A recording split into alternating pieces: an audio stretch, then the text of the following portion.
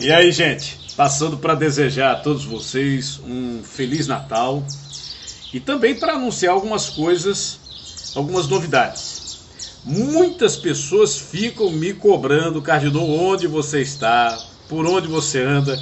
Bom, vocês já devem ter visto aí no meu Instagram, né, no Facebook, no Twitter. Eu estou em Brejo Santo, no Ceará. Eu vou passar o Natal aqui, onde reside a família da minha esposa Juliana. E muita gente cobra para onde que nós vamos, né? Eu queria informar vocês que desde a década de 90 eu não trabalho como funcionário. Inclusive eu dei muita risada e não podia nem falar, porque como eu trabalho sob contrato, algumas coisas são sigilosas entre empresas e a gente não pode revelar.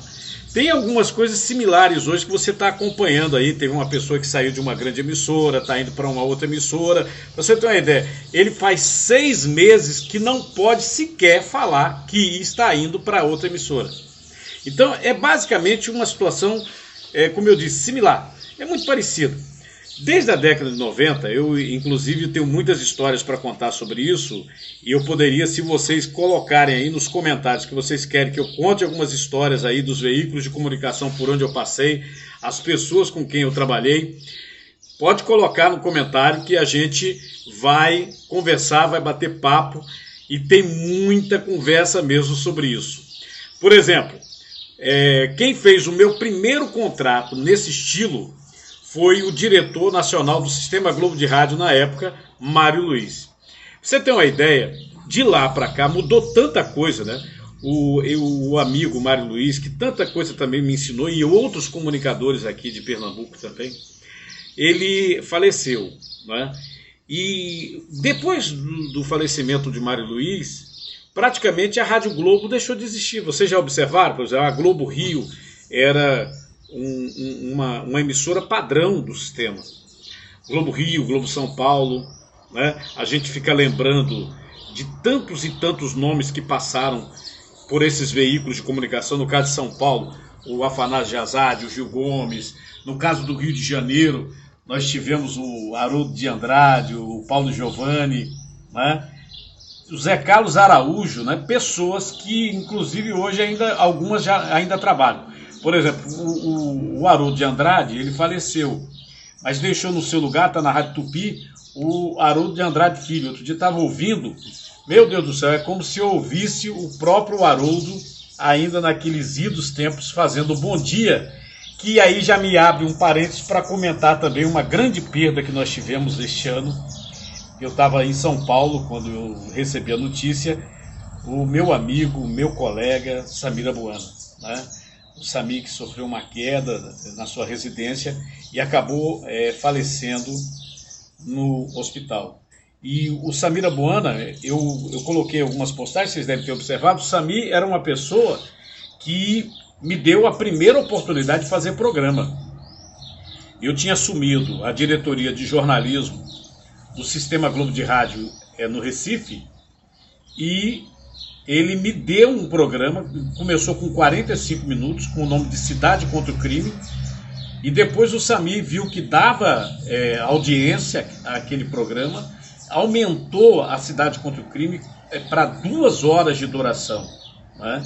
E ali eu comecei a minha carreira como apresentador, e quem me deu essa oportunidade, eu serei grato eternamente, foi o meu colega, meu amigo Samir Abuana. Então eu abri esse parênteses para contar que desde essa época eu trabalho sob contrato. Eu não trabalho mais como empregado. E como eu disse, quando surgiram alguns boatos que eu deixei uma emissora, né, porque eu não quis renovar, foi uma decisão minha, né, não querer renovar aquele contrato.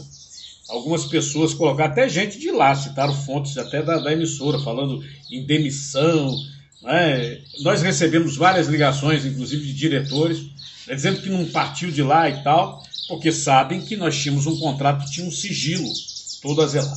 No outro caso, também houve uma decisão, nós abrimos uma negociação, não havia condição de fazer o programa com qualidade, tá? Com a isenção que nós gostaríamos, não havia condição, e nós abrimos uma negociação, nós fizemos uma proposta Essa proposta, num primeiro momento, foi aceita, ficou naquele vai, não vai, no final das contas, falando, não, vamos encerrar a negociação, porque não vamos chegar a tempo, né?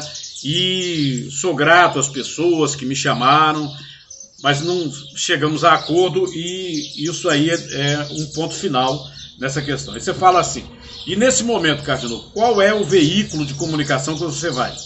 Você vai para alguma emissora de televisão, de rádio? Nós temos várias propostas.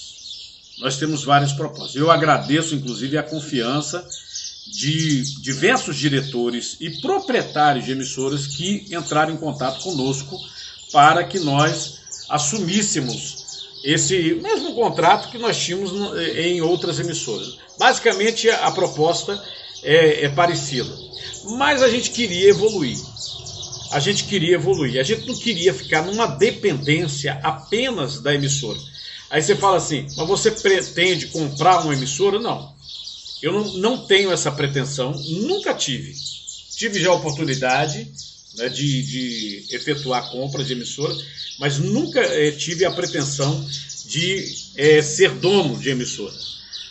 Inclusive hoje, né, do jeito que se encontram os veículos de comunicação, eu digo para vocês com toda sinceridade, não acho vantagem. Não vejo vantagem, porque eu observo veículos grandes, veículos tradicionais, de grandes grupos econômicos, sofrendo com a história de que a conta não fecha.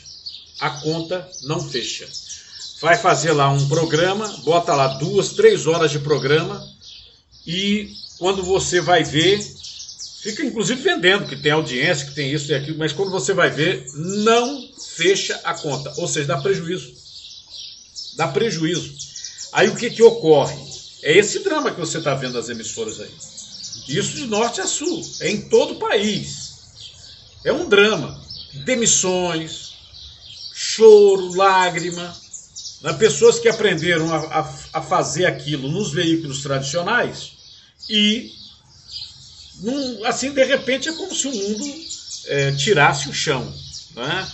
Isso a gente está vendo, isso é doloroso verificar isso. Agora mesmo teve um colega nosso que eu vi algumas postagens dele, saiu assim, de repente, não pôde nem se despedir das pessoas, coisa meio chata, né? Até não sei se isso é ético. Digo a vocês, não sei se isso é ético. Mas eu coloco para vocês que não adianta você fazer um programa, você botar um programa no ar, desse formato tradicional, se a conta não fecha. Não adianta. Porque você amanhã ou depois vai fazer o quê? Você vai ter que tirar pessoas desse programa. Você vai descaracterizar o programa, você vai perder em qualidade.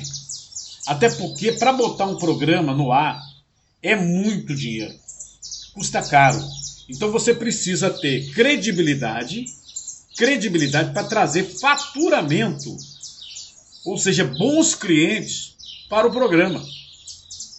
E por que a conta não fecha? Que é a velha história da conta não fechar.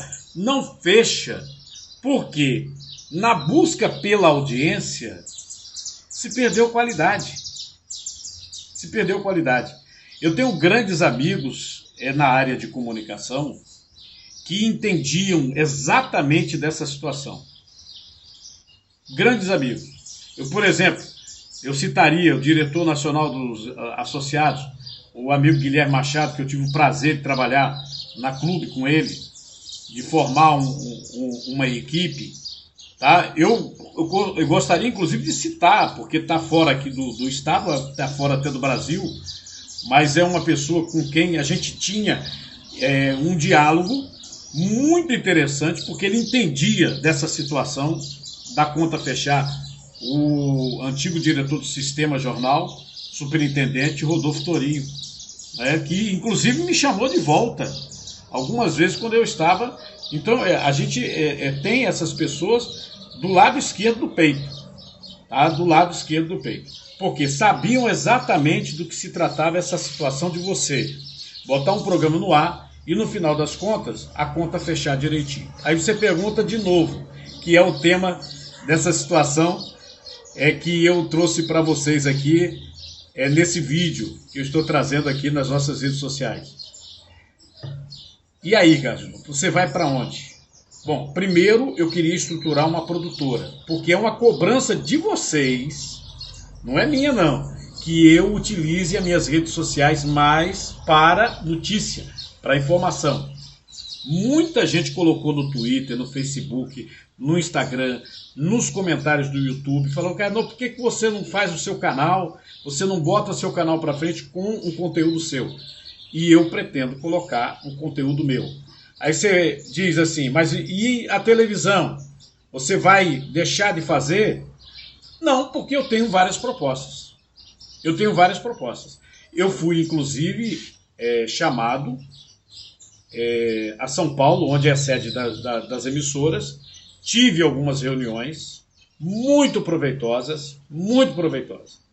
E certamente, janeiro, agora nesse mês, que está entrando, nós teremos grandes novidades, viu? Grandes novidades, e é só você aguardar que nós vamos anunciar para vocês. Nesse momento eu estou aqui na casa da família da minha esposa, a Juliana.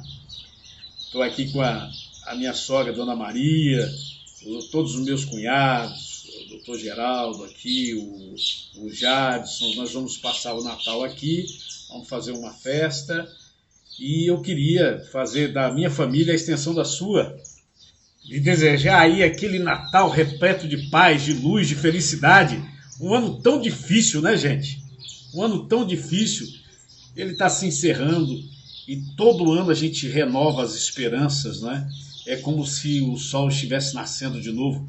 E eu quero que esse sol seja de muita luz, que não tenha nuvem, que tudo clareie para todos nós. Feliz Natal para todos.